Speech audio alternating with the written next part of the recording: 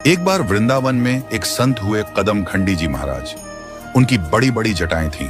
वो वृंदावन के सघन वन में जाके भजन करते थे। एक दिन जा रहे थे तो रास्ते में उनकी बड़ी बड़ी जटाएं झाड़ियों में उलझ गई। उन्होंने खूब प्रयत्न किया किंतु सफल नहीं हो पाए और थक के वहीं बैठ गए और बैठे बैठे गुनगुनाने लगे, हे मुरलीधर छल्लिया मोहन, हम भी तुमको दिल दे बैठे, गम पहले से ही कम तो ना थे, एक और मुसीबत ले बैठे। बहुत से ब्रजवासी जन आए और बोले, बाबा हम सुलझा देवे तेरी जटाएं। तो बाबा ने सबको डांट के भगा दिया और कहा कि जिसने उलझाई वही आएगा अब तो सुलझाने।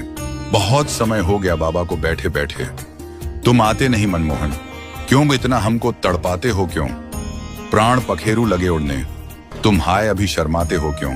तभी सामने से 15-16 वर्ष का सुंदर किशोर हाथ में लकुटी लिए आता हुआ दिखा, जिसकी मतवाली चाल देखकर करोड़ों काम लजा जाए।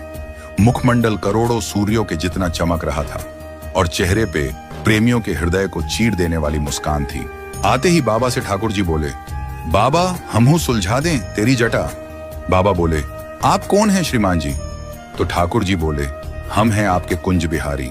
तो बाबा बोले, हम तो किसी कुंज बिहारी को नहीं जानते। तो भगवान फिर आए थोड़ी देर में और बोले, बाबा अब सुलझा दें तेरी जटाएं। तो बाबा बोले, आप कौन हैं श्रीमान जी। तो ठाकुर जी बोले, हम हैं निकुंज बिहारी। तो बाबा बोले, हम तो किसी निकुंज बिहारी को नहीं जानते। तो ठाकुर जी बोले, तो बाबा किसको जानते हो बताओ। तो बाबा बोले, हम तो निभृत निकुंज बिहारी को जानते हैं। तो भगवान ने तुरंत निभृत निकुंज बिहारी का स्वरूप बना लिया। ले बाबा अब सुलझा दूं। तब बाबा बोले, क्यों रे लाला मोए पागल क्यों बनावे, निभृत निकुंज बिहारी तो बिना श्री राधाजू के एक पल भी ना रह पावे, और एक तू है अकेलो सोटा 100 खड़ो हैं। तभी पीछे से मधुर रसीली आवाज आई, बाबा हम यही हैं। ये थी हमारी श्री जी। और श्री जी बोली, अब सुलझा देवे बाबा आपकी जटा।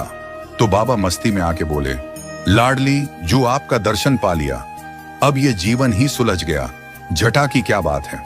मित्रों, हमारी राधा रानी बड़ी ही दयालु है।